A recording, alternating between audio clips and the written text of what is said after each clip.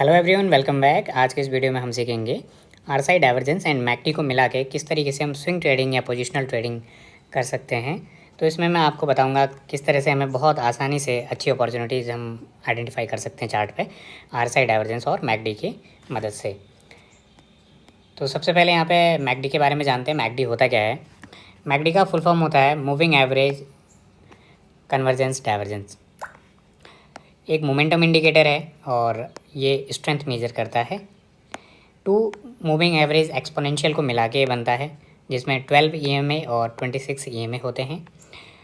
MACD line 12 EMA minus 26 EMA के हिसाब से कैलकुलेट कर की जाती है। एक थर्ड लाइन भी होती है, इसे बोलते हैं हम सिग्नल लाइन।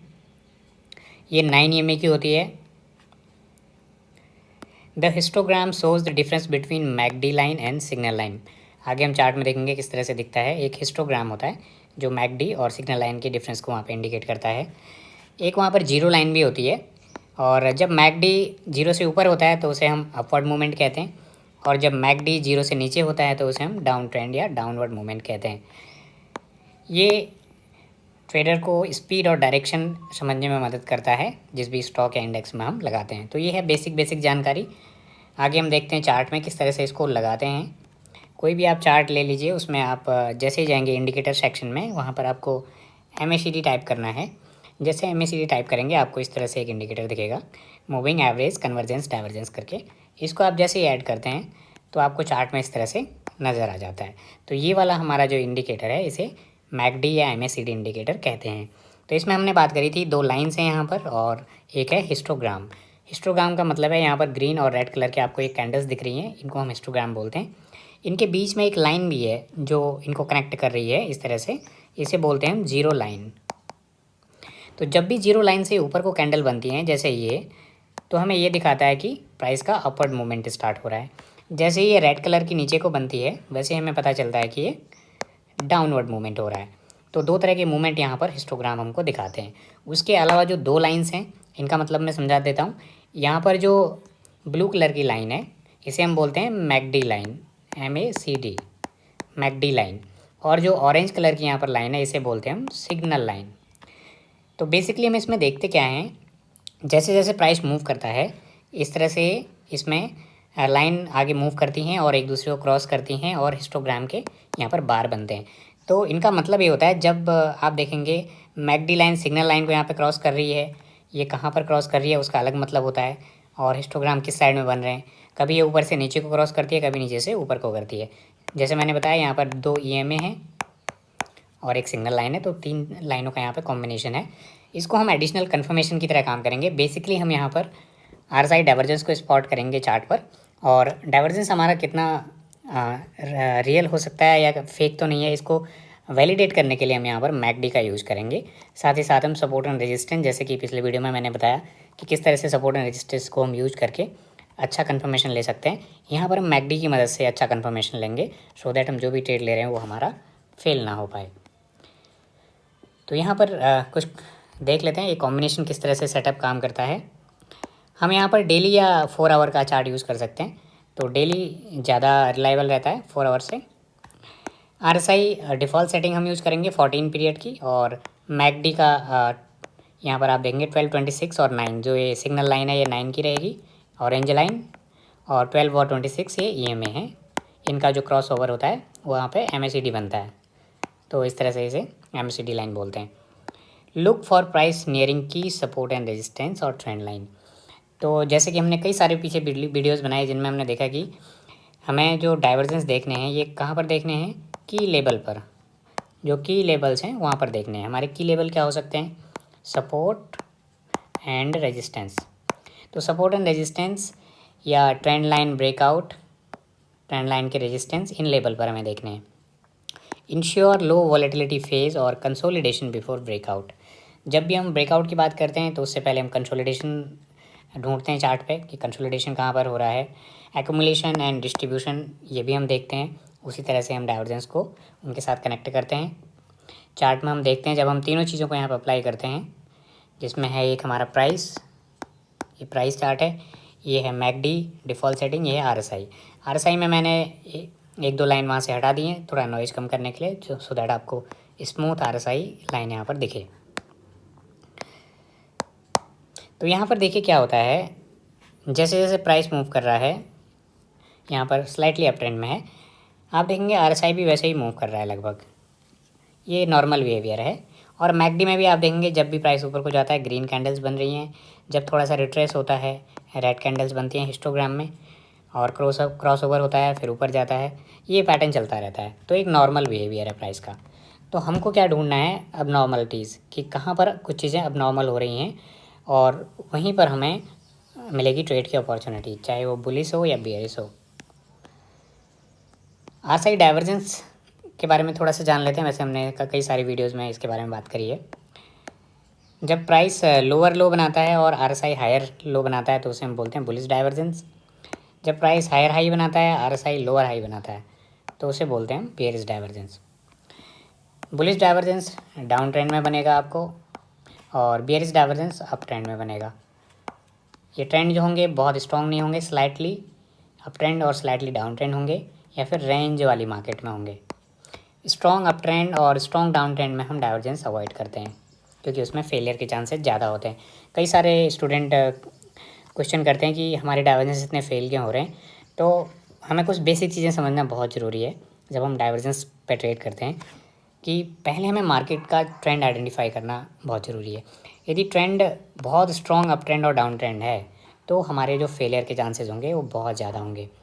यदि मार्केट या स्टॉक स्लाइटली अप ट्रेंड या स्लाइटली डाउन ट्रेंड या फिर रेंजिंग मार्केट में है, या स्टॉक रेंज पे ट्रेड कर रहा है, तो जो डाइवर्जेंस के जो सक्सेस के चांसेस हैं वो ज़्यादा होंगे।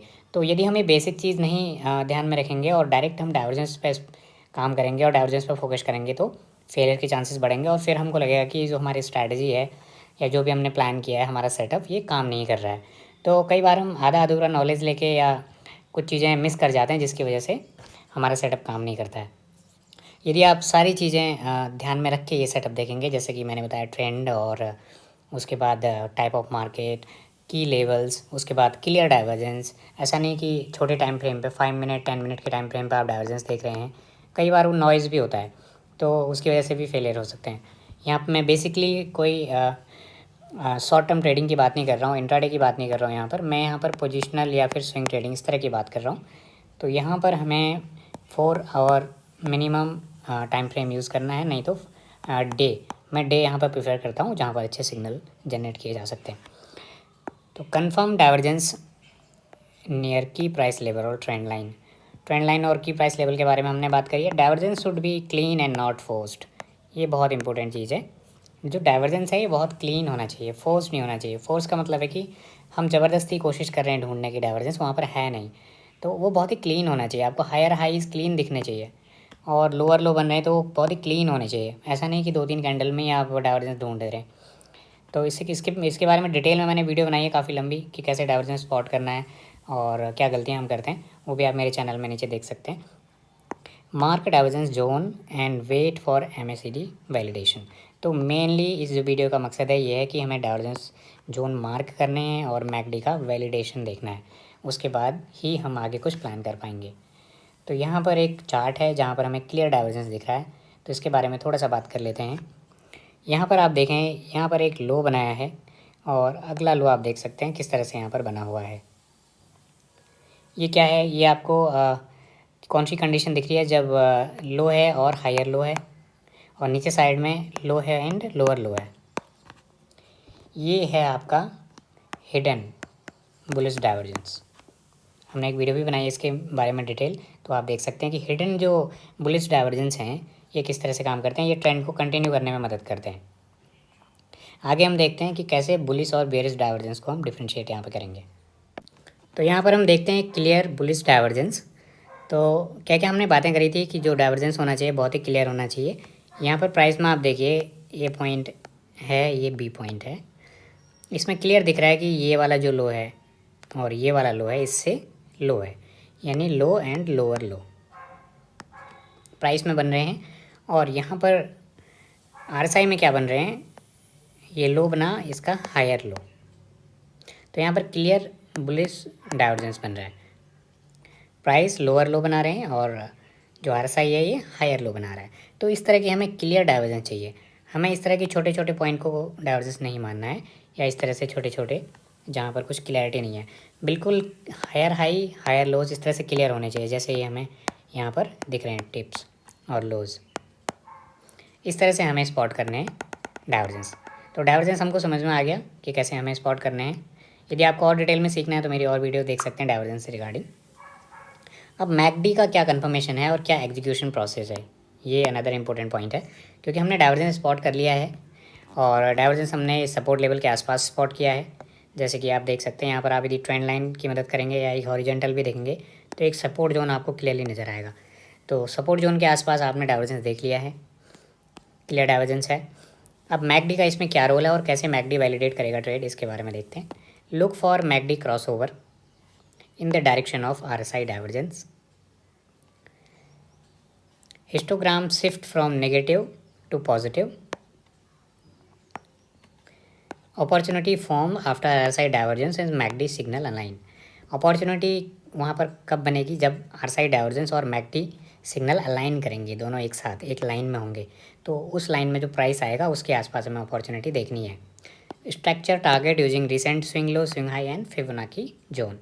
यानी आपका जो टारगेट है, जो आप एक्सपेक्ट कर रहे हैं उस ट्रेड से, वो कैसे डिसाइड करते हैं, स्विंग लो और स्विंग हाई के हिसाब से हम नियरेस्ट टारगेट या अपना रिस्क वहाँ पर लगाएंगे। Manage risk with predefined buffer level and opportunity sizing. तो रिस्क मैनेजमेंट एक डिटेल पार्ट है जिसमें हम बात करते हैं स्टॉप लॉस और पोजीशन साइजिंग की। तो इसमें जनरली हम क्या करते हैं, जो हमारा सपोर्ट है उसके नीचे, स्विंग लो के नीचे ही स्टॉप लॉस प्लेस करते हैं।